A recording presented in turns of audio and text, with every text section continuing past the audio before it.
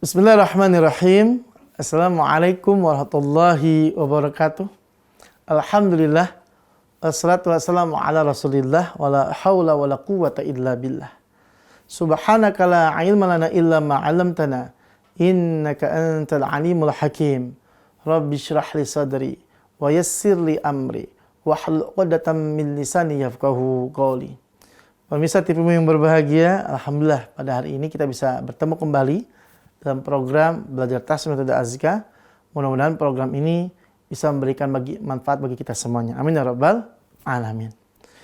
Baik pemirsa sekalian, alhamdulillah pada kali ini kita akan lanjutkan kembali pelajaran kita ya, berkaitan tentang huruf yang keluar dari lisan atau lidah.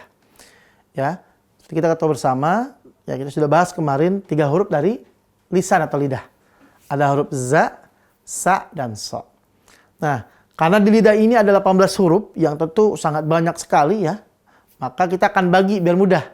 Ada ujung lidah, ada tengah lidah, ada sisi atau pinggir lidah, dan terakhir ada pangkal lidah. Nah, kalau pemirsa ngeh ya, atau pemirsa ingat gitu ya, ini sebenarnya pembagiannya kayak pembagian metode Azkar buku 1, jilid 1-nya ya. Yang kelompok 1, 2, 3, 4, 5, 6, 7, 8, dan 9. Nah, kayak kemarin kita pelajari za, sa, so itu kelompok ke-2. Maka mahrotnya sudah didetailkan di situ. Ujung lidah dekat gigi sari bawah. Maka sekarang pemirsa kita lanjutkan ya, yang ketiga, kelompok ketiga ya. Ujung lidah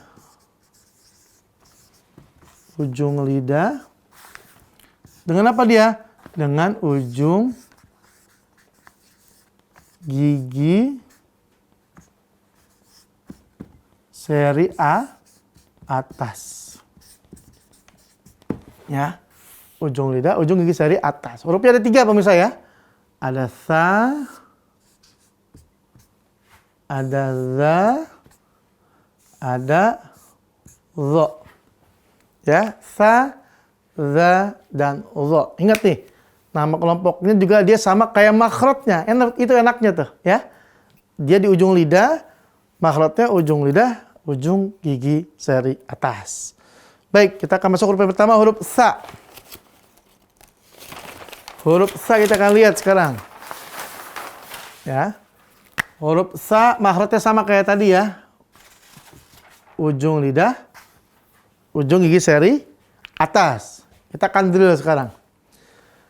Sa, si, su, bas. Sa, si, su, bas. Sa, si, su, bas. Sa, si, su, bas. Su, san, sani, sasna, minal, musni, masi, san, sani, sa. Susa sani sasna minal musni masisa sani sa.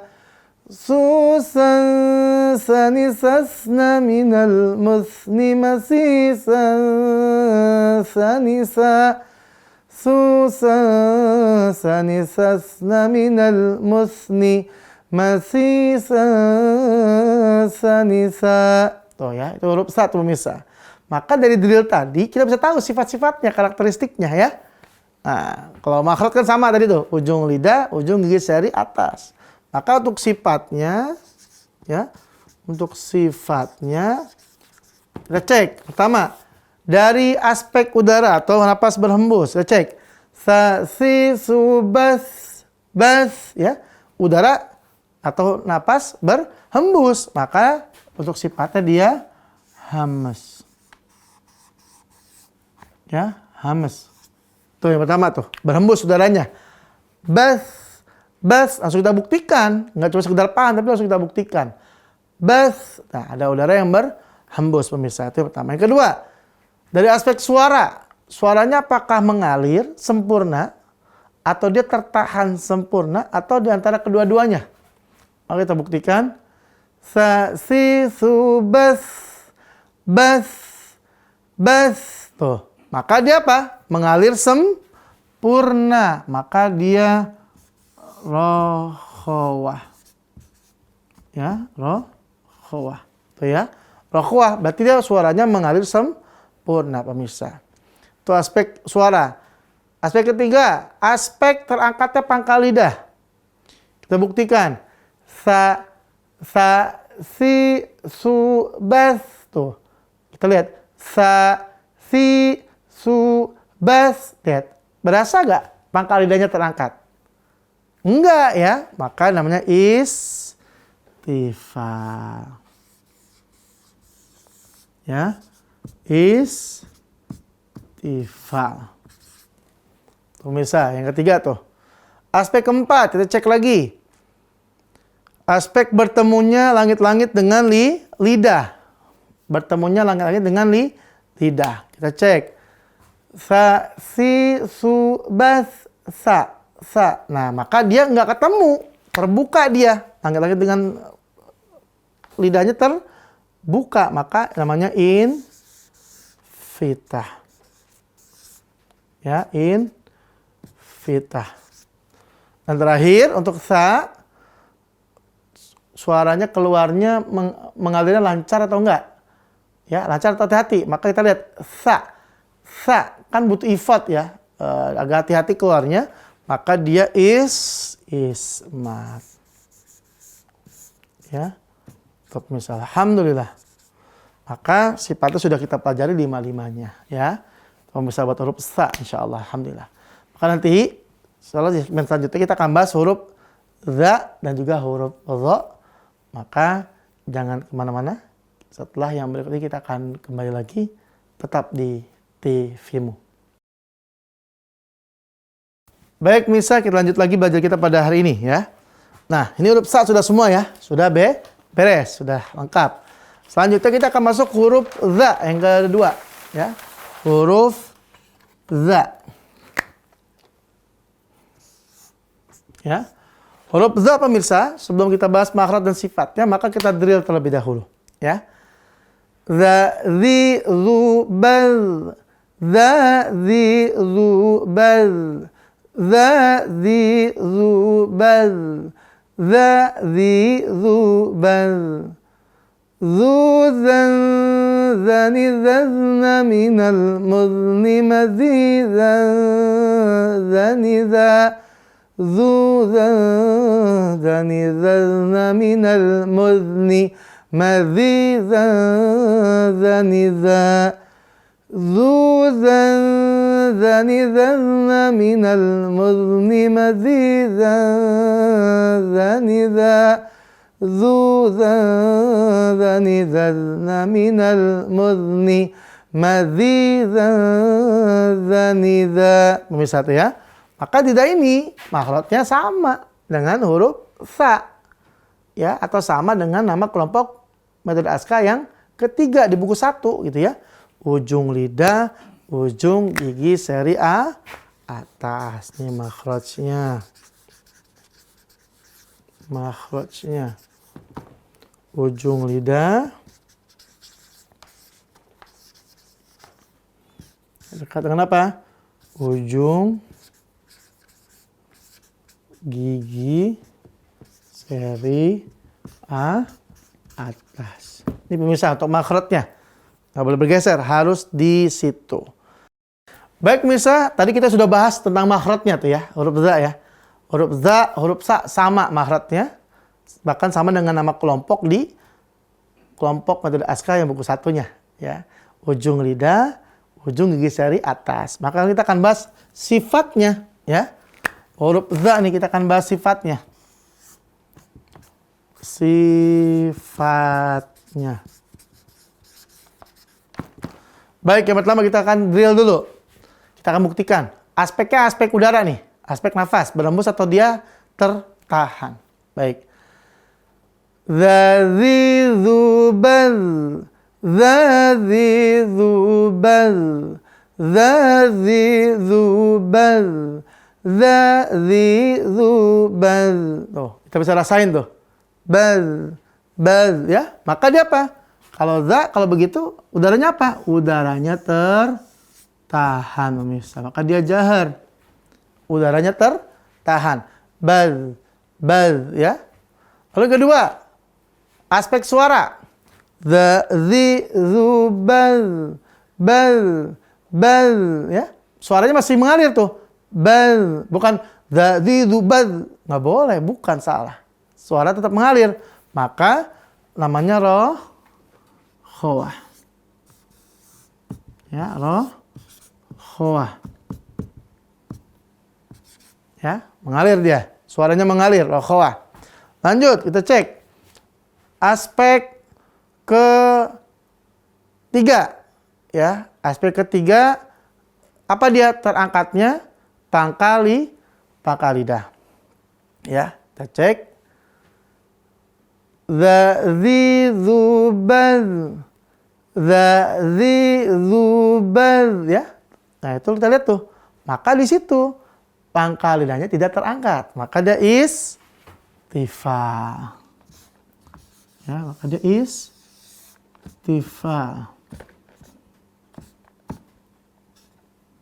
Ya, istifal. Misal, ya, berarti dia pangkal lidahnya dia tetap di bawah, tidak terangkat. Itu buat yang aspek ketiga, pemirsa. Aspek keempat, ya, adalah apa? Bertemu nggak nih antara langit-langit dengan lidah? Ya, za, nggak ketemu dia. Mau za, mau zi, mau zu, nggak ketemu. Maka dia fitah, terbuka tuh. Ya, terbuka. Maka dia nggak ketemu antara langit-langit dengan lidahnya. Dan terakhir pemirsa, ya, kita cek bunyi za, apakah keluarnya hati-hati atau lancar? Maka keluarnya dia hati-hati. Maka namanya ismat. Ya, maka dia ismat. Itu pemirsa, itu huruf za. Maka ketika melafalkan za, kita drill juga harus include 5 sifat ini. Jahar, nggak boleh keluar udaranya. Rokhawah, suaranya tetap mengalir. Istifal, ya, tipis. Atau apa? Atau dia tidak terangkat pangkal lidahnya. Infita, berarti dia terbuka. Antara apa? Antara langit-langit dengan lidahnya. Dan terakhir, ismat, dia harus keluarnya hati-hati, tidak lancar, pemirsa. Itu ya, itu huruf za. Maka kalau kamu ngomong za, zi, zu, bal, selain makhrajnya juga harus include di dalamnya sifat-sifatnya. Pemirsa sekalian, ya, tadi kita break dulu.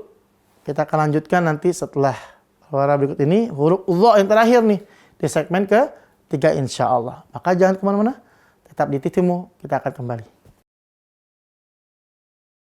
Baik pemirsa, kita lanjutkan kembali pelajaran kita pada hari ini. Ya, alhamdulillah huruf sa sudah, za juga sudah. Sekarang kita akan masuk huruf yang ketiga, ya, dari lisan, yaitu huruf dha. Ya, sebelumnya kita sudah belajar za, sa, so. Tadi sa dan za. Maka sekarang huruf dha. Huruf dha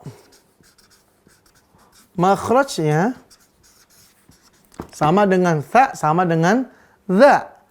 Ujung lidah,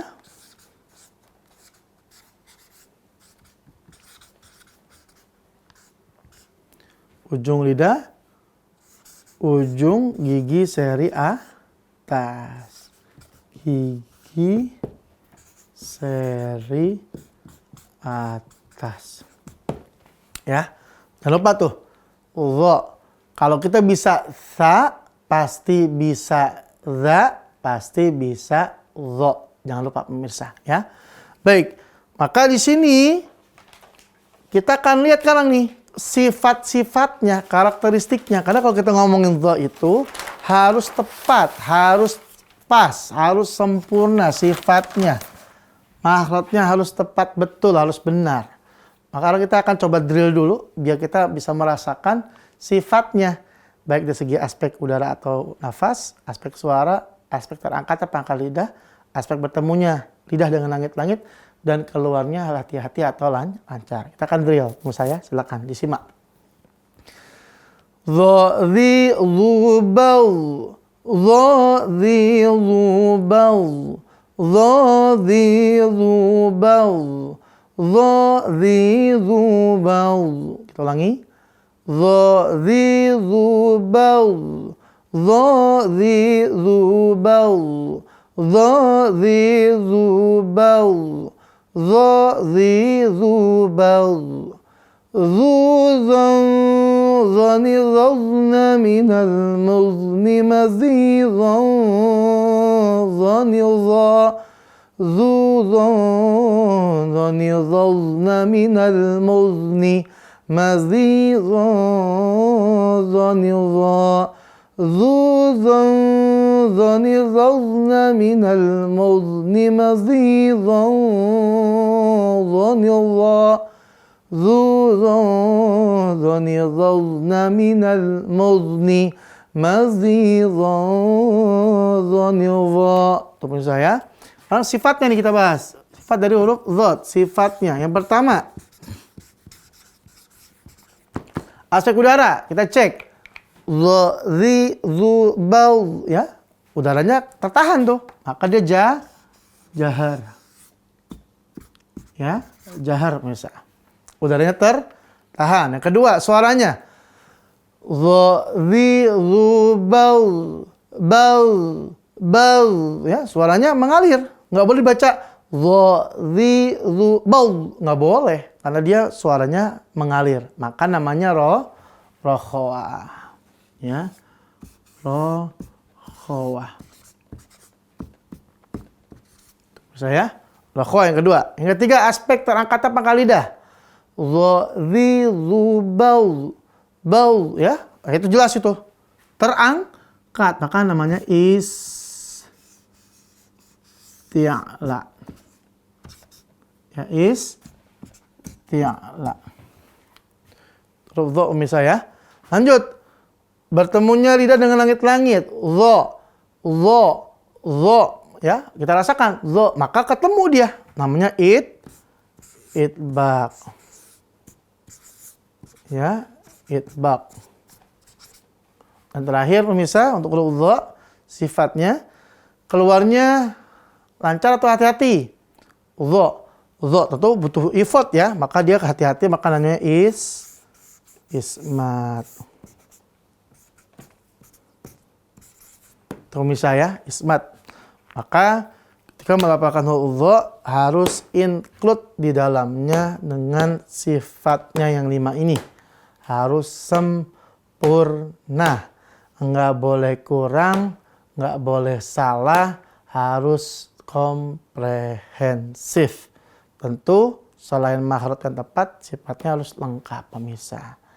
Nah, kalau kita ngomong dha, dhi, dhu, bal, semua itu ketika melafalkannya betul, di dalamnya ada unsur makhraj yang tepat dan sifat yang sempurna. Alhamdulillah.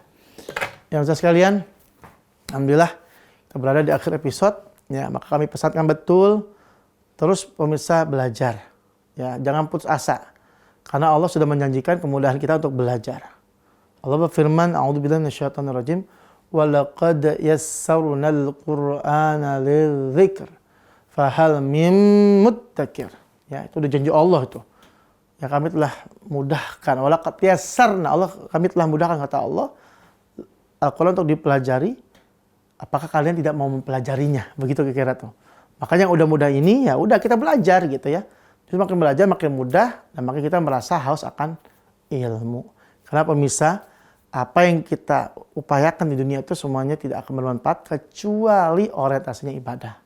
Dan Al-Quran ini kita pelajari, Masya Allah, nggak bakal susahan, nggak bakal merasakan kefakiran. Mal-fakrum Al-Quran, tidak akan kita merasakan kesusahan hidup, kefakiran hidup kalau kita bersama Quran. Insya Allah pemirsa. Mudah-mudahan kita menjadi ahli Quran, anak cucu kita semua ahli Quran. Mudah-mudahan nanti Al-Quran memberikan syafaat kita di hari kiamat nanti. Amin ya rabbal alamin.